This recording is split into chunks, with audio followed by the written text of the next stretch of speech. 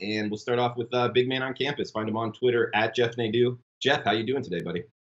I'm doing great, Drew. Good to be back with you on a roundtable here as we head into Thanksgiving. College football, a lot going on, so excited to be on today. Yeah, absolutely, man. Excited to get your opinion. I know you're red hot in the college hardwoods, so we'll get to The that in just person a whom you're second. trying. Find him on Twitter at Babano. Ian, what's up, bud? I'm doing good, Drew. I hope everybody's not sick of me yet. I'm sure you are. We just finished the NHL Ice Guys show and ready to talk on a wide potpourri array of sports, not just hockey, probably very little hockey here, but looking forward to it. I mean, it's a big week of football, college football rivalry weekend. The playoff picture is going to get even more interesting this weekend. So lots to talk about. Excited to do it as always. One of my favorite shows. Yeah, we're pretty sick of you, Absolutely. actually. Of course. Ian, I'm, well, guys, hey, we got NFL on slate usually for the roundtable, but with Donnie not here, he's kind of Mr. NFL. What do you say we go college football first? You all right with that? Whatever you guys want to do. Absolutely. Yep. Let's get into it. Jeff, do you have a bet on or fade teams you're looking to really bet on or fade down the stretch here? Yeah. I mean, look, I think the main important thing is when you're capping college football, kind of stuff that you got to live by. Make sure you know what games mean stuff and what don't. For instance, there's a game UConn Cincinnati. Game means nothing to either team. You look at some of the action games last night. They didn't mean anything to either team. It's really about pride, the scenarios The that they're person playing whom you're in, that kind of stuff. It's not necessarily capping strategy, but one that I've always looked at, kind of fading Oregon State. The Beavers are 3-8 this year against the spread.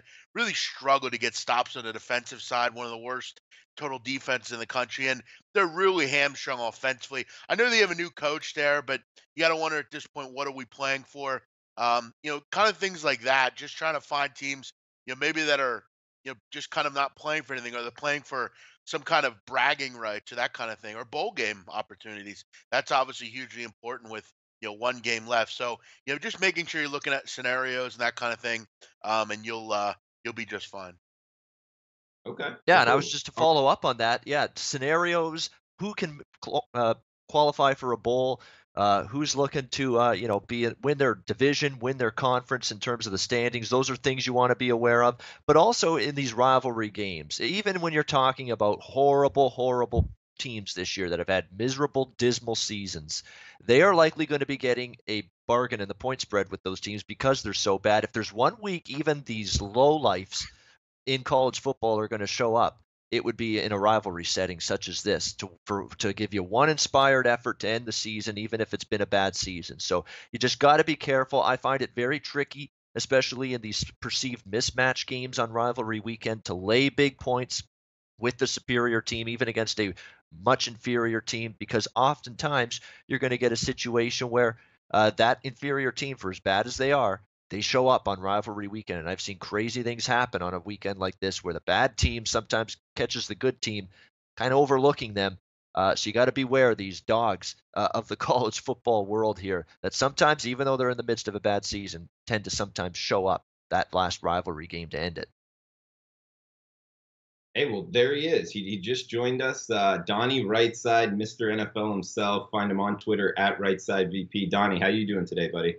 Hey, doing good, man. Yeah, I mean, it's one of those days where, you come down in the office, you're ready to go. It's about 10 minutes before, and you get the Windows update that crosses your screen. It says, do you want to update now or do you want to update later? And you put, I want to update later. Well, later to them meant like 2 minutes later than what I wanted. So here we are. No shame. We're here, ready to go, rocking and rolling. All Windows right. updates Well, piss me off too. You're preaching to the choir, Donnie. I feel your pain there. Ridiculous. hey, Donnie, we started off with a little college football because you weren't here for NFL. Should we keep going with that or switch gears to the we'll NFL? go around the back with NFL. Yeah, finish up on college football. Absolutely. All right. Well, let's go right around the horn. Let's start off with a big one, the Iron Bowl. We got Auburn, Alabama in Jordan-Hare. Looks like we got a home underdog, and hey, this is a big game. Obviously, a lot on the stake for both teams. The SEC West Championship, a playoff spot.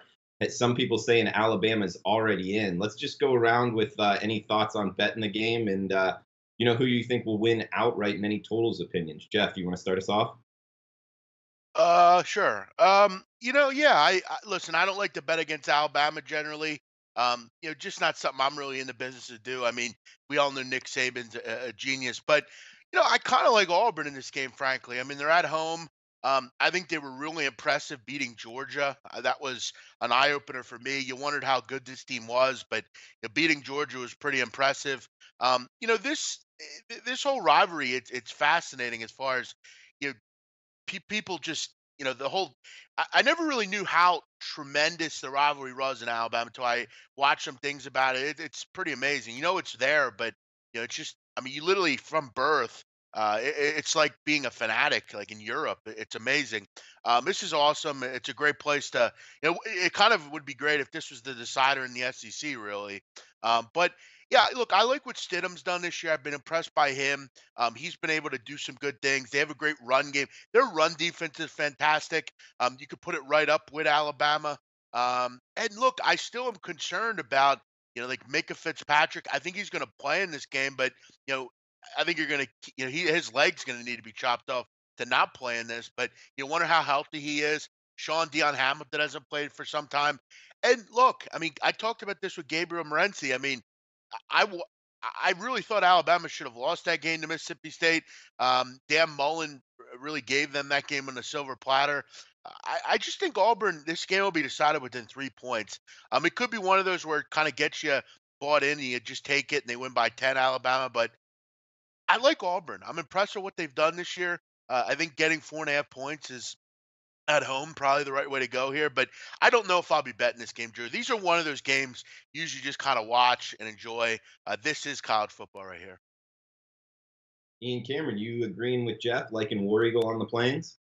I have to lean Auburn a little bit. Again, I like it. I don't love it because it's Alabama still in a price range where they're not normally used to being in, where you just basically got to ask them to win the game by a little bit of enough margin to cash a ticket for their backers. But you look at Alabama and you start to look at their schedule. I mean, it's not been anything to write home about, especially in SEC season. Vanderbilt, Ole Miss, A&M, Arkansas has been pathetic. Tennessee has been pathetic. LSU's been a disappointment, which reminds me, we got to get an Eddie O impression before the show's over from Big Man. But Mississippi State, again, life and death to win that game, 31-24, a game they didn't exactly play great. You could argue that in SEC play, that's been their best and toughest game, maybe of all season for Alabama, outside of Florida State in the very first game of the season when DeAndre Francois got injured.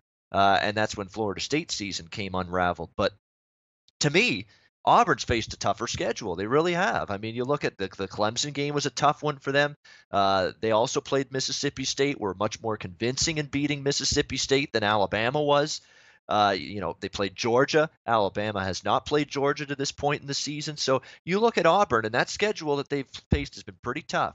And then you start to dig into the statistics. Defensively, they're in Alabama's range, 4.4 yards per play allowed Auburn on defense compared to Alabama.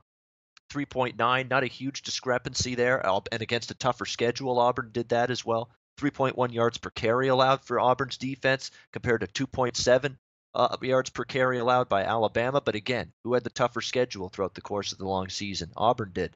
So you start to measure up these two teams statistically. There's not a huge gap. Auburn did it against the, I think, tougher schedule. Jalen Hurts has had a good season, but I think even down the stretch, he's been outplayed a little bit by Jarrett Stidham, who's been very good. So this is not an easy price range for me to fade Alabama, but given the body of work from both of these programs and the line where it is, I've got to look toward Auburn plus the points here. Donnie, I got a stat for you. The winner of the Iron Bowl has played for the national championship every year but one since 2009. You got any opinion on this game?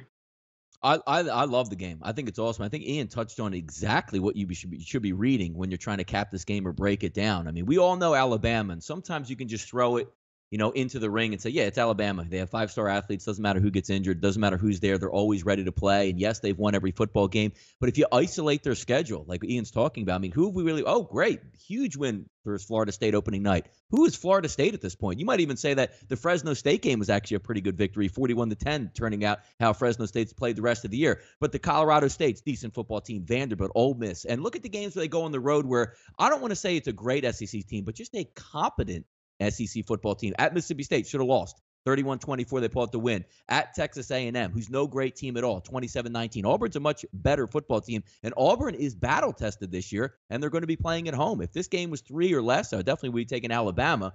But if you're looking at 4, 4.5, or 5, the public's still going to have its way as this game gets later in the week. I missed out on taking Auburn to beat Georgia with the line the way it was. I can see the same type of football game because Alabama, if you can get physical with them, they're not going to throw it out of the gym or, throw it out of the arena down there and just say, I'm just going to open it up and throw for 300 yards. They're more of play off of defense. And let's not forget, from opening day till now, it seems like each and every week, Alabama is losing a key starter or a foundation piece on that defense. I think Auburn's going to be giving them all hell in this football game. And folks, let's not forget about all the crazy endings and what goes on. The one thing that coming into this football game, if it's going to be a close one, Alabama will not make the field goals. That's a huge advantage. This one, give me Auburn with the 4.5. I think Donnie makes a great point with this. I think if this is 4.5, 5, that's kind of my way of thinking. I want to get the points in this matchup, and with the home team, I don't know that Donnie, if you were asked right now, do you trust that Jalen Hurts can throw his way to a football win? Do you think he can? I'm not really. I mean, he's a good quarterback. He's a great, he runs with the ball. It's effective. But I like Stidham, frankly, from a quarterback perspective. I like Stidham. He's impressed me. He's played in bigger games at Baylor and even here at Auburn.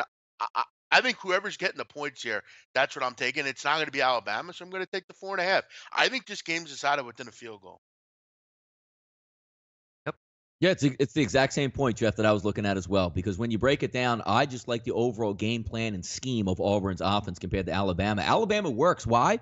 Because Saban's a genius on the defensive side of the football and says, I have a real athletic quarterback. If it's 3rd and 4, run me for a couple first downs. We're going to pound the football. We're going to play really good defense. We'll make you make the mistake. But I think Auburn's going to be able to press them. And again, it's tough. This is the Iron Bowl, man. This is what they gear up for each and every year. It's a tough environment to play, whether you're at Alabama or playing at Auburn or Jordan-Hare. It should be a really fun football game. It just boils down to me. If it's 3 or less, I'm probably leaning Alabama. But if you're going to tell me they're going to have to win by a touchdown on the road and cover with their horrific field goal kicking that they get seemingly every year in the biggest spots, you're going to have to score more touchdowns than field goals. Give me Auburn again.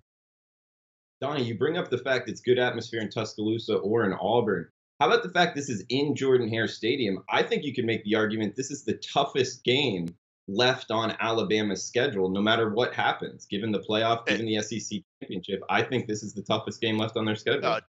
Definitely is. I mean, it definitely is. I think Auburn, and you look at the list, I know this isn't that big a deal just because these are different teams, but, Auburn hasn't had, they haven't played particularly well in this game the last couple of years, really.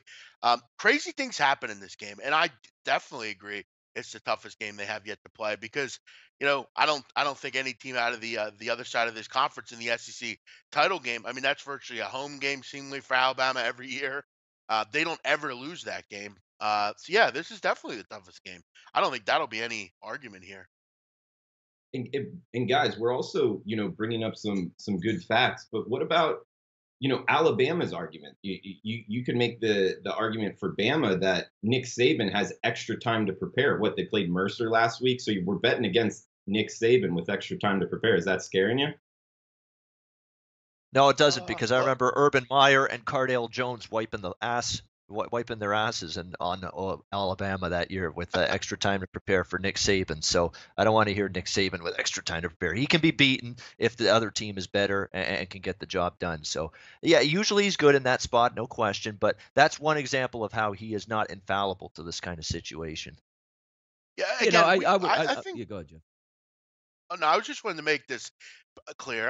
I always hear how coaches have extra time to prepare, which it's a very valid point. I get it, but we have to stop putting these. Look, Nick Saban's a great coach, but take away all the 5-star recruits, X and O wise, is he any different from anyone else? Realistically, come on. I don't think one extra week. He knows what he has with Auburn. Kind of throw out all the numbers, the stats. You go and play the game. These are two real good football teams. They do the same things well. It's going to be a war. Donnie, you know that. Yeah, a funny point on this too. I like to give some public service announcements that you're going to see later in the week, and they're going to say, "Let me get this straight. Alabama beat Mercer 56-0. When you look at Auburn, they only won 24-10. Advantage, Alabama. Does anybody You know actually it's say coming. that? No, people I'm definitely. just saying somebody's going to use that on there saying, if you just take common opponents, which was Mercer, People will We definitely can't be say serious about that, but someone will. It wouldn't shock me someone will. Not in this society of I 2017. like it. Yeah, Not I mean, when you just look at Auburn up and down the schedule, I mean, they put teams away. Yeah, they lost at LSU. They had a huge lead in that game, let it lose. Also, it's no shame game 2, losing at Clemson 14-6, pretty good football team. They're battle tested, which is what I really like. When you look at these teams, you say, yeah, they do have 2 losses, 2 tough road losses. Now you're at home. It's going to be a great game, which it usually is every year. So I'm looking forward to it. Amen. Hey guys, good Iron Bowl talk here. It is rivalry weekend. We got a bunch of games on Friday, even Thursday night, the Egg Bowl. Just gonna read a couple games off to you, and let's go around the horn if anything's catching your eye and you want to throw it out there. I'll tell you this right off the bat. I mean, rivalry weekend, a lot of big underdogs here. Ole Miss catching 15. We also got. I'll just read a couple off here. We got Georgia Tech catching doubles plus 11. Washington State plus 10 in the Apple Cup. What about Will Muschamp catching 2 touchdowns against Clemson? We know Clemson struggled their last 2 times on the road.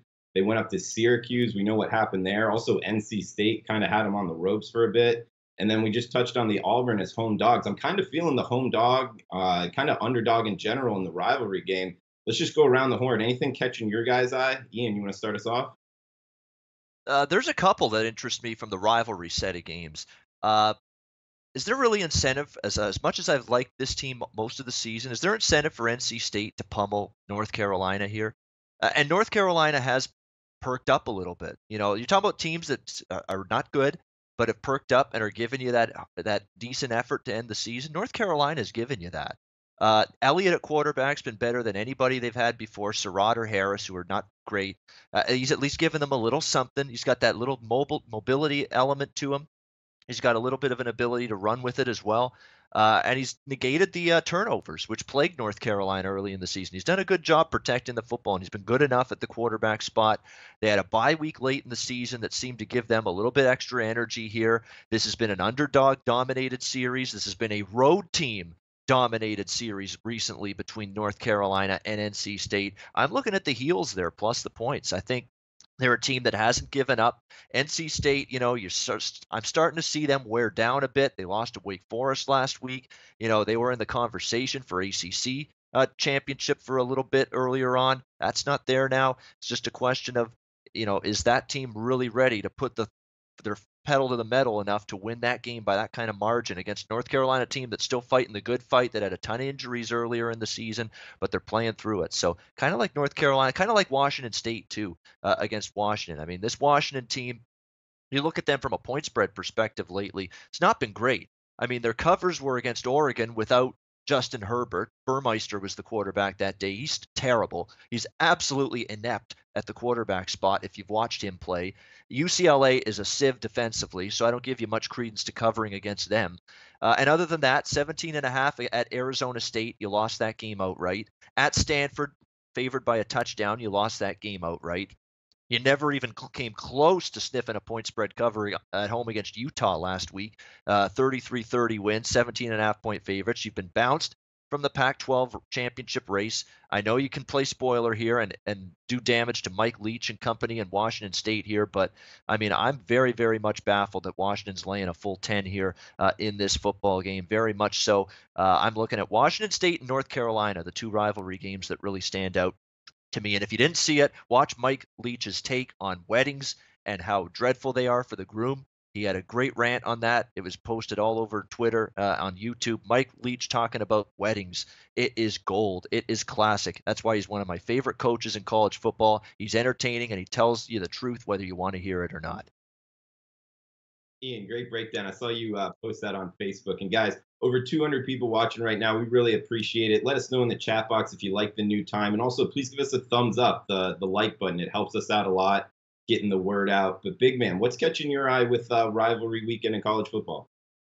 Yeah, by the way, with Leach, he's a guy that he's very much no one else is like him, and that's why you have to love him. He's a regular guy, a lot like us, and he'll admit it. He'll talk about weddings, and he was totally right. I've never been married, but I have to admit, my sister runs a wedding venue, and I've heard of and Donnie. I mean, tell me your wedding wasn't like that, Donnie. I mean, that you had to have, or any of you guys, Drew, but you're married. I mean, it had to bring back memories. I feel like he was totally right. But with what Ian said, there were so many great rivalry matchups. I think there's one that I'm kind of intrigued by. I like Old Miss, frankly. I've liked this team all year. I know they've had so much strife with this group, and Shea Patterson's out, but Jordan Tamu has been real good for this team. And you essentially have to look at this and say, well, they can't go to a bowl game because of self and the sanctions they have. This is their bowl game. This is an absolutely gigantic game in the state of Mississippi, Magnolia State, as they call it. I'm one to think they can hang around inside this number. I don't know if they'll win the game, but there's definitely plenty of motivation. This is the game I feel like they circle on their calendar, especially with no bowl game. This is the bowl game, the Egg Bowl. It's an interesting game. It's really the only college game on Thanksgiving. I'm one to think they can stay within this number. Tamu has been real good. The receivers have been fantastic all year for this group. I really like Ole Miss in the next couple of years. I think they'll become healthy. They'll get themselves a coach in there, and I think that program will start to really turn around. I'm one to think they can stay within the number. I mean, it's pretty heavy. I do like Ian's points about Washington State. Many know I've enjoyed this program over the years, and Washington seems to do weird things to mess games up. They were lucky to win that game last week. Kyle Whittingham gave that game to them on a silver platter, calling a timeout for no reason apparently. I have to agree with Ian on Washington State, but I like Ole Miss in that game, catching all those points. Big man, is Old Miss, are the sanctions going to hold them down for like another couple of years? I haven't followed that too closely. Do you know? I haven't read into them totally, but I do know that they're not able to go to a bowl game this year. And that was the apparent thing with the program initially, and why I liked them this year. Because if you read stuff out of the program, they were notified about it, and basically, they had nothing to play for this year, but I think they still put forth an effort. They lost their quarterback and still were able to make it a decent season. I mean, they're bowl eligible.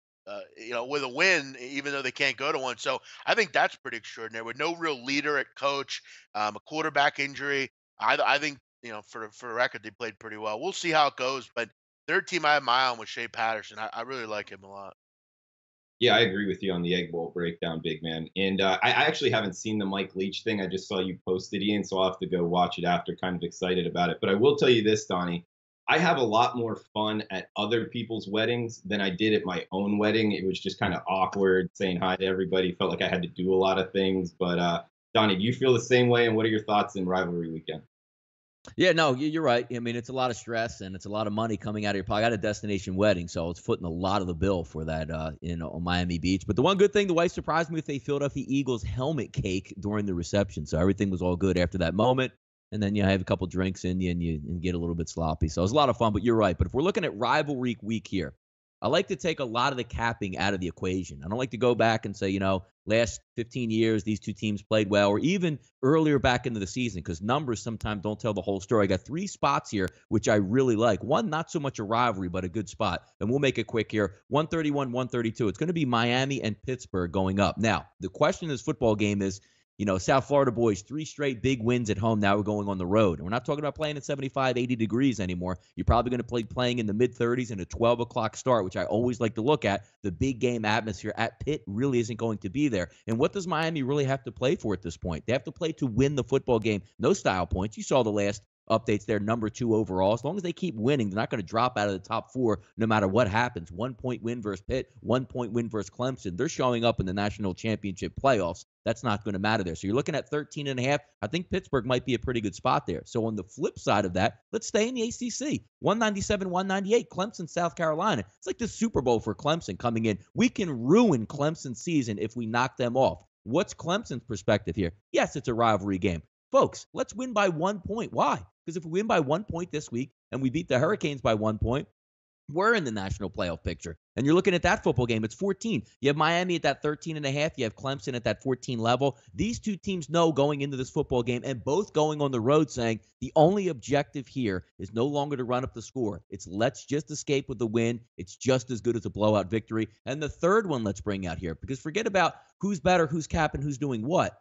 Old Dominion, Middle Tennessee State, 191, 192. Why? Both of these football teams have 5 wins. The winner gets the 6 wins. You go to a bowl game. And at these lower level type programs, the bowl is just like the Super Bowl as well. You also have 12.5 points Middle Tennessee State is laying. Do I think Middle Tennessee State is better? But yes, the objective in this bowl game, or this game, is to win by 1 point and get to a bowl. You're not playing for a national championship. I would lean on the points in all 3 situations, just as some really good spots they line up in. Donnie, I like it, man. South Carolina, they're 8-3. Will Muschamp's doing something there.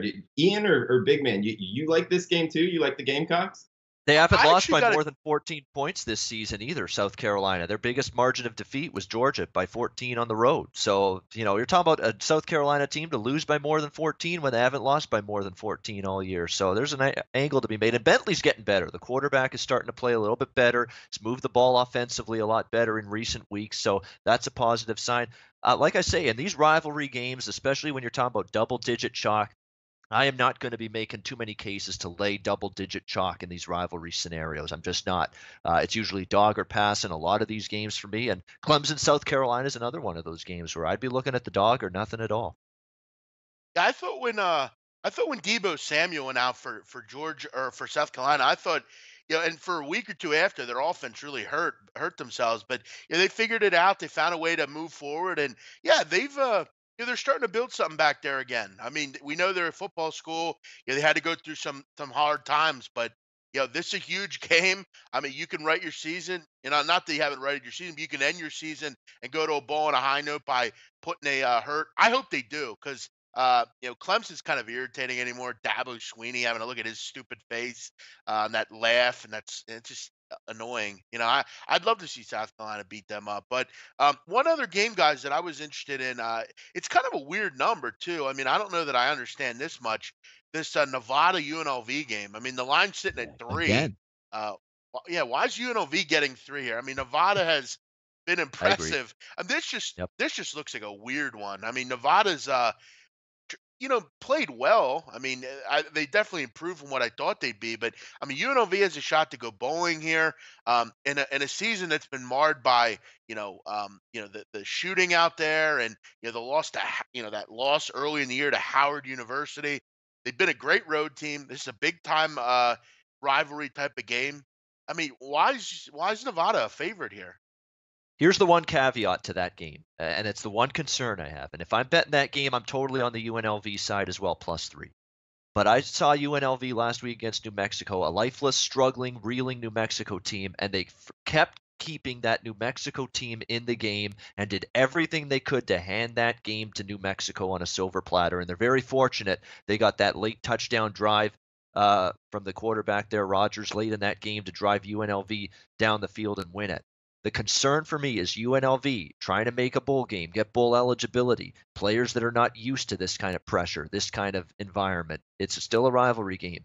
I'm concerned a team like UNLV that's not used to winning and does not have a great culture of winning. You make a play to lose the game late rather than making a play to win the game late. There's no denial. I'd rather have UNLV here in this game, but that is a concern in the back of my mind I've got heading into this game. Does UNLV have the poise to step up and get the job done?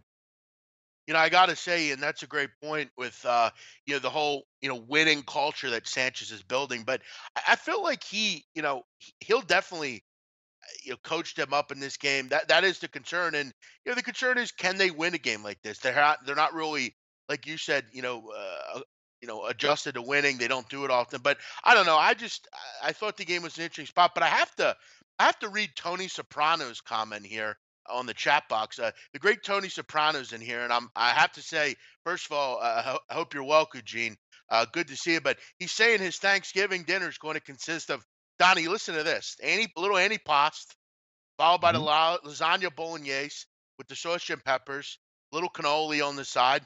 I mean, then you get to the macaroni probably later. What a nice meal Carmela cooked up for for Tony, AJ, Yeah, and then Meadow. Jeff, you Sounds like roll that over to Christmas. We'll have a little bit of the seven fishes out there. We'll enjoy. Oh, the seven fish is the best. How can you Manje. not love that? Mangia bello. It's fucking great. How can you not love, the New Jersey holiday? The best. Guys, that's a good way to end college football talk. We can well, I'm sure we'll hit on it with best bets, but does anybody have anything quick to throw out college football that you might have missed here? I'll wait till the end. All right, good Yeah, stuff, I would guys. do Hey, like little bet on fade on that on NCAA football, but there's only one game left, so it's not really betting and fading too much of teams anymore at this point. So I'll leave it alone. Right. We got to ask Tony right. Soprano. Is AJ still into drums and doing all that stuff? Huh? No, he was in the mental institution late. Hopefully he Right. got himself turned around. By Yeah, the way, Tony, hopefully. who are you on this weekend? You're usually a good mush we can fade. Who are you on, Tony? You don't usually win very often. Hey guys, thanks for tuning in to our channel. Now we've put a lot of work into producing all these free videos, so please help us out and keep all our content free for you forever by simply liking, sharing, commenting, and subscribing. Now, not to mention, a visit to our industry-leading website will warm the hearts of all our SBR employees, especially myself. Now, the links are over there to the left, so do check those out. Thanks for watching.